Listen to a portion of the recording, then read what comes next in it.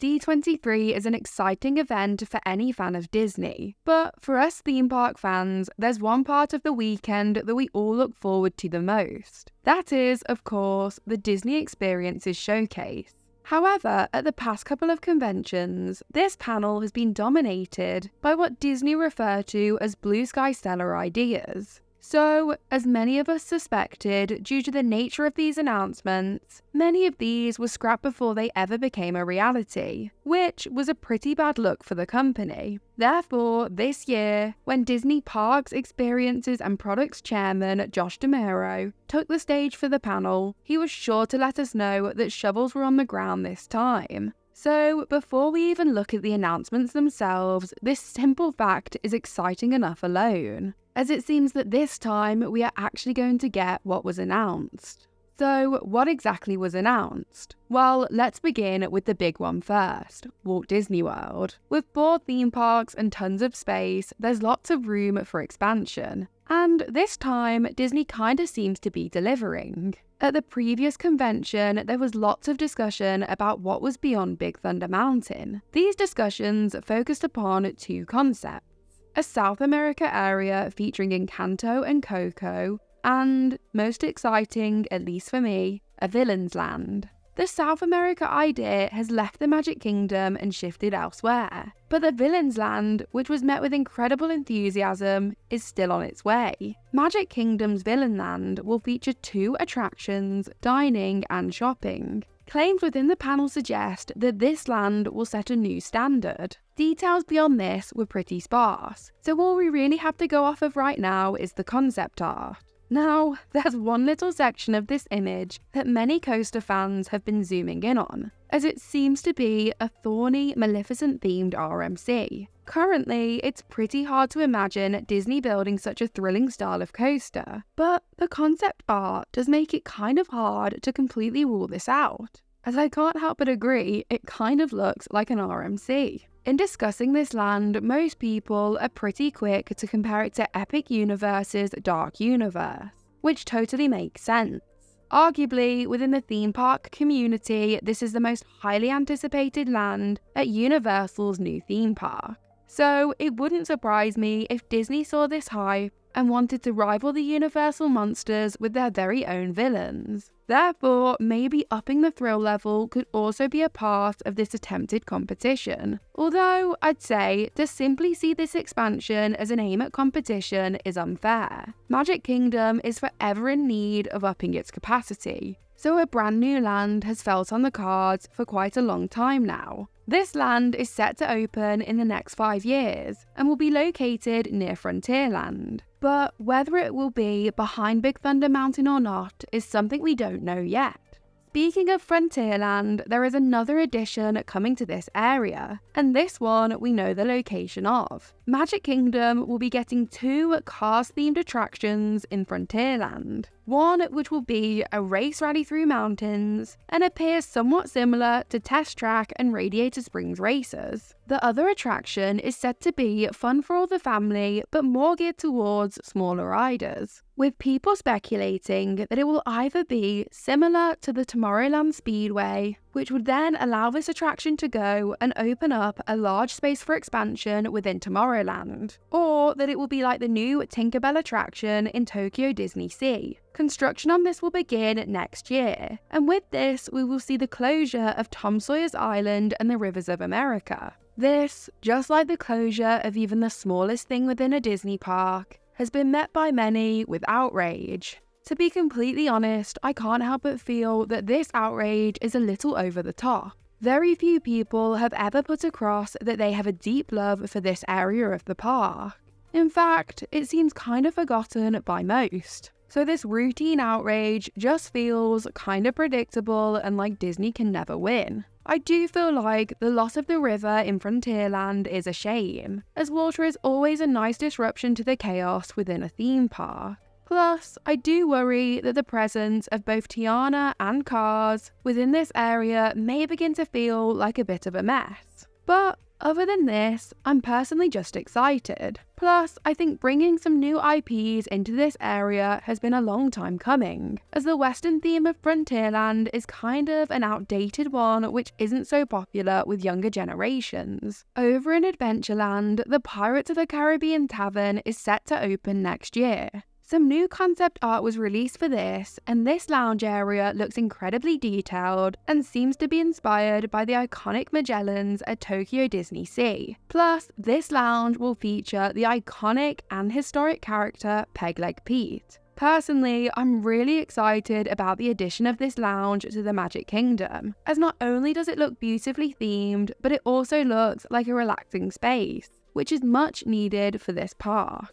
Finally, for the Magic Kingdom, the park will be getting a brand new nighttime parade called Disney Starlight, which will debut in summer 2025. A new daytime parade was heavily rumoured, but I personally believe that not only do nighttime parades look better, but they are also far less disruptive, so I'm really happy about this piece of news. Now let's hop across to Animal Kingdom. The new show, Zootopia Better Zoogether, will open in winter 2025, replacing It's Tough to Be a Bug at the Tree of Life Theatre. In this new show, we will visit different biomes from the film along with Judy Hopps, Nick Wilde and other characters from the movie. In addition to this, we also finally got some more information on what will be replacing Dinoland USA. In 2022, discussions had surrounded the possibility of bringing Zootopia or Moana into the park. This was met with rather mixed reactions, with many fearing that Zootopia would mean an exact clone of what's already over in Shanghai. Then, with Moana already having found a home in Epcot,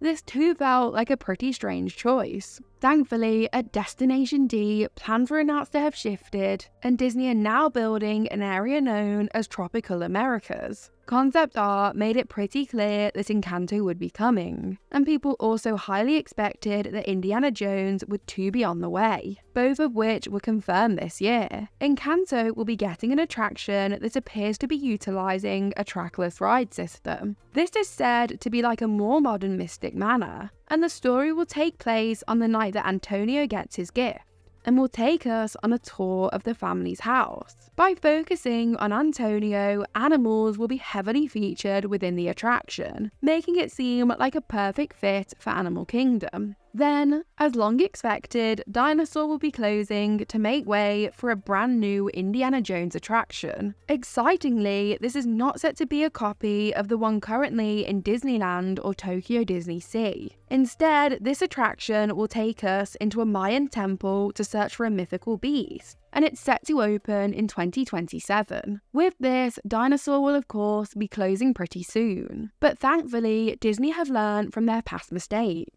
and this time are being careful to give fans time to say goodbye, something which shows much more respect than with previous fast closures such as the Great Movie Ride and Ellen's Energy Adventure. In addition to these two large attractions, there will also be a carousel in place of Triceratops Spin. This carousel will feature a variety of Disney animals, and from what we've seen so far, looks like it will be absolutely gorgeous. Epcot is one of the parks this time with very few big announcements, something which is not too much of a shock, as it has largely been the focus of updates over the past few years. We did receive a bit more information on the test track updates, and the new version of this attraction is set to open in 2025. Most excitingly, the large canopy is being removed, allowing the beautiful World of Motion building to be on show once again. I love the idea behind these updates.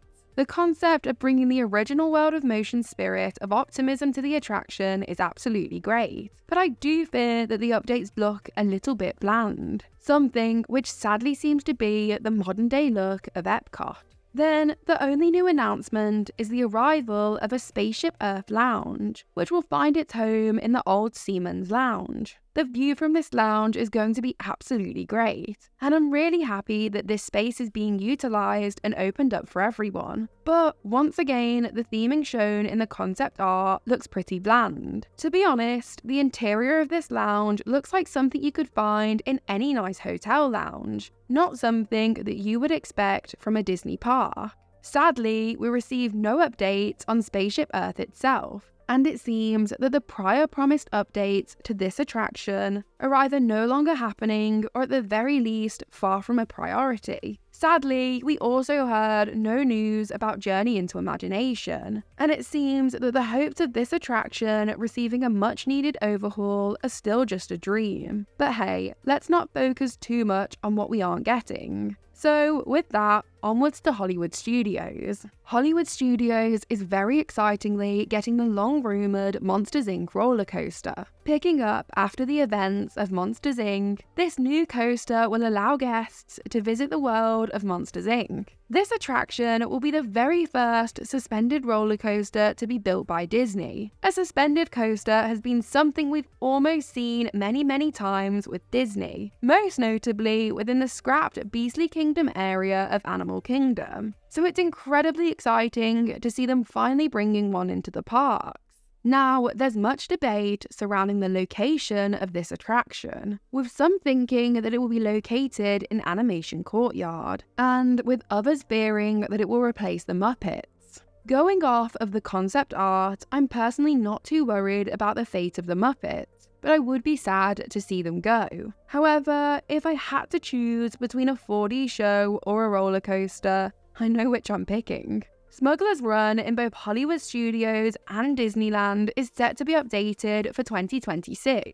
This update will bring the Mandalorian and Grogu into the attraction, which will coincide with the film's release. Personally, I'm a big fan of this and can't help but feel a little bit smug, as I've long talked about such changes feeling inevitable. With such a huge franchise like Star Wars, there are many familiar characters to draw from. So when Disney decided to build an attraction and create a brand new character to be our main storyteller, and the only character to get an animatronic, I, along with many others, thought this was a pretty strange choice. Now, I'm all for original ideas within Disney parks, but surely when you're using an IP, it's kind of necessary to actually use that IP. Bringing the Mandalorian into the attraction is a great way to rectify this mistake. Whilst I still stand by the fact that the Millennium Falcon doesn't hit as hard as it could with Han Solo present, shifting the timeline and the story of Galaxy's Edge would be far too big of a job and would, in all honesty, be far too messy.